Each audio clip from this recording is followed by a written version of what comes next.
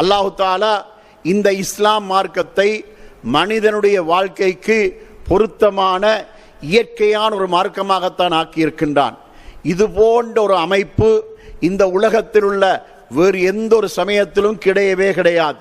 அதனால் ஒரு சமூகம் எப்போதும் பொருளாதாரத்திலே சம அளவிலே வாழ வேண்டும், தன்னிறைவோடு வாழ வேண்டும், எல்லா மக்களும் பொருளாதார நெருக்கடி இல்லாமல் வாழ வேண்டும் என்பதற்கான ஒரு அழகான திட்டத்தை அல்லாஹு தஆலா வகுத்தான். அதுதான் ஜக்காத்.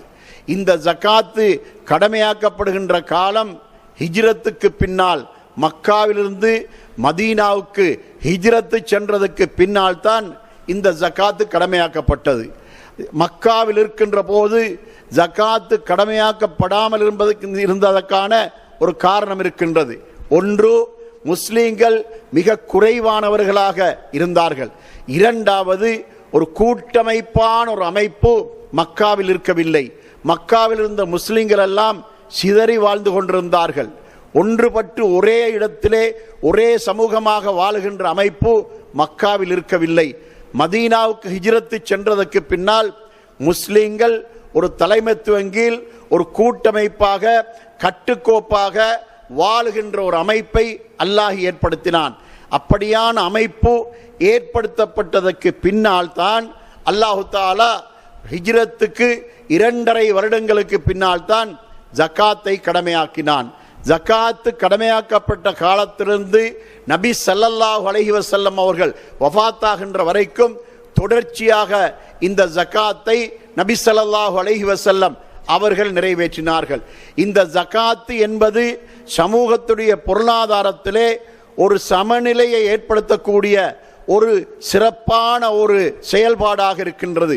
எதுவரைக்கும் என்று சொன்னால், சமூகத்திலே வறுமையை ஒழித்து மக்களுக்கு மத்தியிலே பொருளாதாரத்திலே ஒரு தன்னிறைவை ஏற்படுத்தக்கூடிய ஒரு முக்கியமான ஒரு கடமையாகத்தான் இந்த ஜக்காத்து இருப்பதை பார்க்கின்றோம்.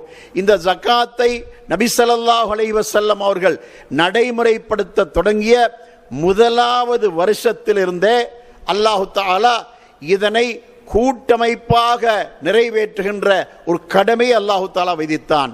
ஜக்காத் என்பது தனித்தனியாக நிறைவேற்றுகின்ற கடமை அல்ல. ஜக்காத் யார் யாரெல்லாம் கொடுக்க தகுதியுடையவர்களோ அவர்களிடமிருந்து நிர்வாகத்தின் மூலமாக வசூலிக்கப்பட வேண்டும். வசூலிக்கப்பட்டு அந்த வசூலிக்கப்பட்ட அந்த ஜக்காத் தான் மக்களுக்கு முறையாக பயனுள்ள முறையிலே அவர்களுக்கு பகிர்ந்தளிக்கப்பட வேண்டும். அந்த அமைப்பு தான் நபி ஸல்லல்லாஹு அலைஹி வஸல்லம் அவர்கள் ஜக்காத்தை தொடங்கிய வருஷத்திலிருந்தே அவர்கள் ஆரம்பித்து வைத்தார்கள். அல்லாஹு தஆலா திருமறை குர்ஆன் 9வது அத்தியாயத்தின் 60வது வசனத்திலே யார் யாருக்கு ஜக்காத்து கொடுக்க வேண்டும் என்ற அந்த கூட்டத்தை சொல்லி காட்டுகின்றான். இன்னம ஸதகாத்து லில் ஃபுகராஇ வல் மசாகீன வல் ஆமிலீன அலைஹா வல் முஅல்லஃபத்தி குலூபுஹும் என்று தொடங்கி 8 கூட்டத்தாரை அல்லாஹு தஆலா அங்கே சொல்லி காட்டுகின்றான். அந்த 8 கூட்டத்தாரிலே 3வது கூட்டம் வல் ஆமிலீன அலைஹா, இந்த ஜக்காத்தை வசூலிக்கின்றவர்கள் என்று அல்லாஹு தஆலா சொல்கின்றான். இந்த ஜக்காத்தை ஒன்று சேர்ப்பதற்காக யாரெல்லாம் இதிலே பணியாற்றுகின்றார்களோ அவர்களைத்தான் அல்லாஹ் 3வது கூட்டமாக சொல்லுகின்றான். அவர்கள் அதற்கென்றே தம்மை ஈடுபடுத்திக் கொள்ள வேண்டும். அதற்கென்றே ஈடுபடுத்தி அவர்கள் அந்த ஜக்காத்தை அவர்கள் வசூலிக்க வேண்டும். இப்படி ஜக்காத்தை ஓரிடத்துக்கு ஒன்று சேர்த்து கொடுக்கின்ற இந்த பொறுப்பை அல்லாஹு தஆலா நபி ஸல்லல்லாஹு அலைஹி வஸல்லம் அவர்கள் மீது சுமத்தினான். அவர்கள் அதை நடைமுறைப்படுத்தினார்கள். அவர்கள் மௌத்தாகின்ற காலம் நெருங்குகின்ற போது மக்கள் பொருளாதாரத்திலே ஓரளவு தன்னிறைவு கண்ட ஒரு நிலைமையில் தான் நபி ஸல்லல்லாஹு அலைஹி வஸல்லம் அவர்கள் வஃபாத்தானார்கள். இதில் முக்கியமான ஒரு அம்சம் நாம் கவனத்தில் கொள்ள வேண்டும். அதாவது வட்டி என்பது இஸ்லாத்துக்கு முன்னாலே ஆரம்ப காலத்திலேயே மக்கள் மத்தியிலே தலைவிரித்தாடிய மிக கொடுமையான ஒரு பாவச் செயல்தான் இந்த வட்டி. இந்த வட்டியை அன்று நடைமுறைப்படுத்துவதிலே யூதர்கள் மிக கூடுதலான ஈடுபாடுடையவர்களாக இருந்தார்கள். மதீனாவிலே யூதர்கள் வட்டிக்கு கொடுத்தார்கள். வட்டிக்கு எடுக்கக்கூடியவர்களாக முஸ்லிம்களும் இருந்து கொண்டிருந்தார்கள். அல்லாஹு தஆலா இந்த வட்டியை ஆரம்பத்திலே மக்காவில் இருக்கும்போது ஹராமாக்கவில்லை, மதீனாவுக்கு வந்ததற்கு பின்னாலும் ஹராமாக்கவில்லை. காரணம், ஜக்காத்தின் மூலமாக சமூகத்திலே பொருளாதாரத்திலே ஒரு தன்னிறைவை ஏற்படுத்துகின்ற வரைக்கும் அல்லாஹு தாலா அதை ஹராமாக்காமலே இருந்தான். எப்போ நபி ஸல்லல்லாஹு அலைஹி வஸல்லம் அவர்கள் வஃபாத்தாகுவதற்கு ஒரு வருடத்துக்கு இடைப்பட்ட காலத்தில் தான் அல்லாஹ் வட்டியை ஹராமாக்கினான். காரணம் என்ன? வட்டியை நாம் ஹராம் என்று சொல்லும்போது, வட்டியை நாம் தடை செய்கின்ற போது சமுதாயத்திலே பொருளாதாரத்திலே நாம் முக்கியமான ஒரு பங்களிப்பை நாம் செய்து கொண்டுதான் வட்டியிலே கை வைக்க வேண்டும் என்பதை அல்லாஹ் நமக்கு உணர்த்துகின்றான்.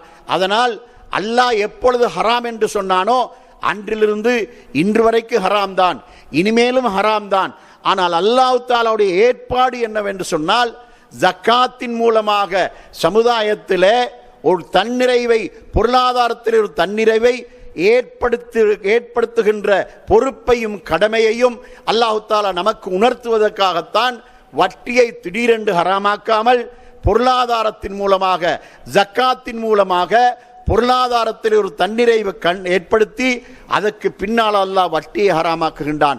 அதனால் இன்று இந்த ஜக்காத்தை நாம் கூட்டமைப்பாக நிறைவேற்றுவது கடமையாக இருந்து கொண்டிருக்கின்றது. இந்த ஜக்காத்தின் மூலமாக இன்று நாம் சமுதாயத்திலே மிக பெரும் பணிகளை எல்லாம் நாம் செய்ய முடியும். இன்று இலங்கையிலும் தான் அல் குர்ஆன் சுன்னா அமைப்பிலே இயங்குகின்ற ஒரு சில ஜமாத்துகள் ஜக்காத்தை ஒன்று சேர்த்தி அதனூடாக மிக பெரும் செயல் திட்டங்களை எல்லாம் அவர்கள் செய்து கொண்டிருப்பதை பார்க்கின்றோம். அதாவது வாடகை வீட்டிலே வாழுகின்றவர்களுடைய கணக்கெடுத்து அவர்களுக்கு சொந்த வீடு கட்டி கொடுக்கின்ற ஒரு நிலைமைக்கு இன்று ஜக்காத்தின் மூலமாக இன்று மிகப்பெரிய பணி நடைபெற்று கொண்டிருப்பதை இன்று நாம் பார்க்கின்றோம். அதனால ஜக்காத் என்பதை நாம் சாதாரணமாக கருதிவிடக் கூடாது. ஜக்காத் என்பது அது கடமையானவர்கள் அவரவருடைய இஷ்டப்படி அவர்கள் நினைத்த மாதிரி எல்லாம் ஜக்காத்தை அவர்கள் அப்படி கொடுக்க முடியாது. ஜக்காத்தை ஒரு ஜமாத் ஒன்று சேர்க்க வேண்டும், அவர்களிடத்திலே இதை ஒப்படைக்க வேண்டும். அந்த ஜமாத்தின் மூலமாகத்தான் ஜக்காத்து விநியோகிக்கப்பட வேண்டும். எதுவரைக்கும் என்றால் 100% ஜக்காத்தை ஒப்படைக்க வேண்டும். அதில் ஜமாத்துக்கு நாம் 75% கொடுப்போம், 25% எங்களது குடும்பங்களுக்கு, எங்களது அயலவர்களுக்கு கொடுப்போம் என்று சொல்லி ஜக்காத்து கொடுக்கின்றவர்கள் ஜக்காத்தை முடக்க முடியாது. ஜக்காத்திலே அவர்கள் ஒரு பகுதியை வைத்துக்கொண்டு இன்னும் ஒரு பகுதியை ஜமாத்து கொடுக்கின்ற நடைமுறை இஸ்லாத்தில் கிடையவே கிடையாது. 100% ஜக்காத்தையும் ஜமாத்துக்கு ஒப்படைக்கின்ற கடமை தான் அவர்களுக்கு இருக்கின்றது. பொதுமக்கள் கொடுக்கக்கூடிய தர்மத்தை கொடுப்பதற்குத்தான் அல்லாஹு தஆலா ரமலான் கடைசியிலே பெருநாள் தொழுகைக்கு முன்னால் ஃபித்ரா என்றொன்றெல்லாம் வைத்திருக்கின்றான். இந்த ஃபித்ராக்களை ஒவ்வொருவரும் அவரவருடைய விருப்பப்படி அவரவருடைய குடும்பத்தவர்கள், அயலவர்கள், ஏழைகள் என்று பார்த்து அவர்கள் பங்கீடு செய்து கொடுக்க முடியும். அதிலே அவர்களுக்கு உரிமை இருந்து கொண்டிருக்கின்றது. ஆனால் இன்று ஒரு துக்ககரமான நிலை என்னவென்று சொன்னால், கூட்டாக சேர்த்து கொடுக்கப்பட வேண்டிய ஜக்காத்தை பற்றி கவலையே இல்லை, கணக்கெடுப்பதே இல்லை. ஆனால் இந்த ஃபித்ரா என்பதற்கின்றதே தனித்தனியாக செயல்படுத்தக்கூடிய இந்த ஃபித்ராவை பள்ளிவாசல்லே ஒன்று சேர்த்து அதை பங்கீடு செய்து கொடுக்கின்றார்கள். எதை கூட்டாக செய்ய வேண்டுமோ அதை செய்யாமல் இருக்கின்றார்கள். எதை கூட்டாக செய்யுமாறு அல்லாஹ்வும் அவனுடைய ரசூலும் நமக்கு கட்டளையிடவில்லையோ அதைத்தான் கூட்டாக இன்று செய்து கொண்டிருக்கின்றார்கள். அதாவது மார்க்கத்தை சரியான வழியிலே பின்பற்றுவதற்கு பதிலாக பிழையான வழிமுறைகளை பின்பற்றுகின்ற சமுதாயத்தை இன்று நாம் பார்க்கின்றோம். அதனால் இந்த ஜக்காத்தை கண்டிப்பாக ஒன்று சேர்த்து தான் கொடுக்க வேண்டும். நபி ஸல்லல்லாஹு அலைஹி வஸல்லம் அவர்கள் முஆத் இப்னு ஜபல் ரலியல்லாஹு அன்ஹு அவர்களை யமனுக்கு அனுப்புகிறார்கள். யமனுக்கு அனுப்புகின்ற நேரத்தில் அவர்களை அங்கு கவர்னராக அந்த இடத்துக்கு ஒரு தலைவராக அனுப்புகின்றார்கள். அனுப்புகின்ற நேரத்தில் நபி ஸல்லல்லாஹு அலைஹி வஸல்லம் அவர்கள் முஆத் ரலியல்லாஹு அன்ஹு அவர்களுக்கு இட்ட கட்டளை, நீர் அங்கு செல்ல வேண்டும், இஸ்லாத்தை மக்களுக்கு எடுத்து சொல்ல வேண்டும். அப்படி சொல்லும் போது கலிமா மொழிந்து விட்டார்கள் என்றால், இஸ்லாத்தை ஏற்றுக்கொண்டார்கள் என்றால் அவர்களுக்கு தொழுகையை கற்றுக் கொடும். நீ தொழுகையை கற்றுக் கொடும். அவர்கள் தொழுகையை ஏற்றுக்கொண்டு அதை செயல்படுத்துவார்களாயிருந்தால் வசதி படைத்தவர்களிருந்து ஜக்காத்தை பெற்று ஏழைகளுக்கு பங்கீடு செய்து கொடுக்க வேண்டும் என்பதை அவர்களுக்கு கற்றுக்கொடும் என்பதாக நபி ஸல்லல்லாஹு அலைஹி வஸல்லம் சொன்னார்கள். இப்போ ஒரு தேசத்துக்கு புதிதாக ஒரு தலைவரை அனுப்பும் போது நபி ஸல்லல்லாஹு அலைஹி வஸல்லம் அவர்கள் அங்கு தொழுகையை மட்டும் வலியுறுத்தவில்லை, கலிமாவை மொழிய வேண்டும், தொழுகையை நிறைவேற்ற வேண்டும். தொழுகையை நிறைவேற்றதுக்கு பின்னால அந்த யமனிலே இருக்கின்ற வசதி படைத்தவர்களிடமிருந்து ஜக்காத்தை வசூலிக்க வேண்டும். வசூலித்து அதை ஏழைகளுக்கு யார் யாருக்கு உரியதோ அவர்களுக்கு பங்கீடு செய்து கொடுக்க வேண்டும் என்று நபி ஸல்லல்லாஹு அலைஹி வஸல்லம் அவர்கள் சொல்லி அனுப்பியதிலிருந்து நபி ஸல்லல்லாஹு அலைஹி வஸல்லம் அவர்கள் ஆரம்ப காலத்திலிருந்தே இந்த ஜக்காத்தை கூட்டாக சேர்த்து மக்களுக்கு முறையாக விநியோகித்திருக்கின்றார்கள் என்பதை நாம் தெரிந்து கொள்ள வேண்டும். இந்த இலங்கை நாட்டிலே நாம் பெருமைப்படக்கூடிய பழைய வரலாறொன்றை தெரிந்து கொள்ள வேண்டும். இந்த இலங்கை நாட்டில் 1950க்கு முன்னதாக ஜக்காத்தி என்ற ஒன்று மக்களுக்கு தெரியாமலே இருந்தது. ஜக்காத்தை தொழுகை மட்டும் அவர்களிடத்தில் இருந்தது.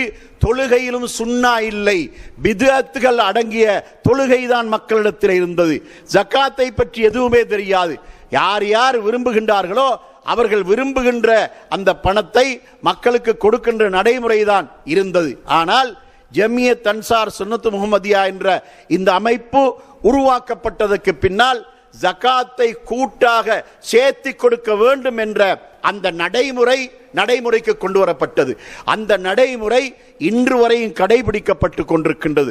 இங்கு நான் சொல்ல வருவது என்னவென்று சொன்னால், அந்த நடைமுறைக்கு எல்லோரும் ஒத்துழைப்பு வழங்க வேண்டும், அத்தனை மக்களும் ஒத்துழைப்பு வழங்க வேண்டும். முறையாக ஜகாத்தை கணக்கு பார்த்து கொடுக்க வேண்டும். இன்று நாம் அதாவது பொதுவாக காட்டுகின்ற கணக்குகளுக்கு ஆடிட்டரை வைத்து கணக்காளரை வைத்து அதற்கு 2 விதமான கணக்குகள் செய்கின்ற நடைமுறை மக்களிடத்தில் இருக்கின்றது. ஆனால் ஜக்காத்துக்கு அப்படி இல்லை. மிக தெளிவாக சரியாக கணக்கு பார்த்து முறையாக ஜக்காத்து கொடுக்கின்ற நடைமுறை நம்மிடத்தில் கண்டிப்பாக வர வேண்டும். ஏனென்றால் நாம் அல்லாஹ்வுக்கு கள்ள கணக்கு காட்ட முடியாது. அல்லாஹ்வுக்கு அவன் இன்னல்லாஹ அலீமும் பிதாத்தி சுதூர், உள்ளங்களில் அடங்கி இருப்பதையும் அல்லாஹ் நன்கறிந்தவனாக இருக்கின்றான் என்ற திருமறை வசனம் நமக்கு மிகப்பெரிய ஒரு எச்சரிக்கையாக இருந்து கொண்டிருக்கின்றது. அதனால் நாம் பார்க்கின்ற கணக்கை சரியாக முறையாக பார்க்க வேண்டும். அப்படி பார்த்துத்தான் இந்த ஜக்காத்தை கொடுக்க வேண்டும். அதனால் ஜக்காத்து கொடுக்கின்ற விஷயத்தில் யாரும் பின்னடைவு ஏற்படுத்தக்கூடாது. ஜக்காத்து கொடுக்கின்ற விஷயத்தில் யாரும் ஏதோ சதக்கா கொடுப்பது போல, தர்மம் கொடுப்பது போல ஜக்காத் சேகரிக்கின்ற குழுவுக்கு நாம் ஒரு தொகையை கொண்டு வந்து நீட்டுவதற்கின்றதே, இதை அல்லாஹ் அங்கீகரிக்கவில்லை, அல்லாஹ்வுடைய தூதர் ஏற்றுக்கொள்ளவில்லை. சரியாக முறையாக கணக்குகளை பார்த்து ஜக்காத்து கொடுக்க வேண்டும்.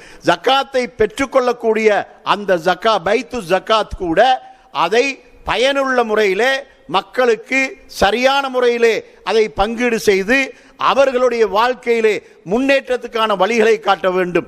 ஏழைகளாக இருந்தால் பொருளாதாரத்திலே அவர்களுக்கு வளர்ச்சிக்கான வழிகளை காட்ட வேண்டும். வீடு இல்லாதவர்கள் என்றால் வீடு கட்டுவதற்கு அவர்களுக்கு உதவி செய்ய வேண்டும். நோயாளிகள் என்றால் அந்த நோயாளிகளுக்கு உதவி செய்ய வேண்டும்.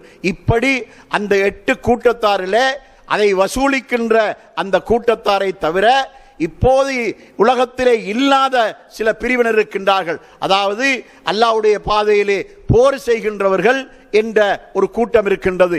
அப்படியான போர் செய்கிற போராளிகளை இப்போது நான் காணுவதற்கு இல்லை. அதனால எந்தெந்த கூட்டத்தார்கள் இருக்கிறார்களோ அவர்களுக்குரிய ஜக்காத்துகளை கொடுக்க வேண்டும். இந்த ஜக்காத்திலே அடிமைகள் என்ற ஒரு சாரார் இருக்கின்றார்கள். அந்த அடிமைகள் என்ற சாரார் இப்போது இல்லை என்பதனால எந்தெந்த கூட்டத்தார்கள் இப்போது இருக்கின்றார்களோ அவர்களுக்குரிய அந்த ஜக்காத்தை முறையாக சரியாக நிறைவேற்ற வேண்டும் என்பதை நாம் கவனத்தில் கொள்ள வேண்டும்.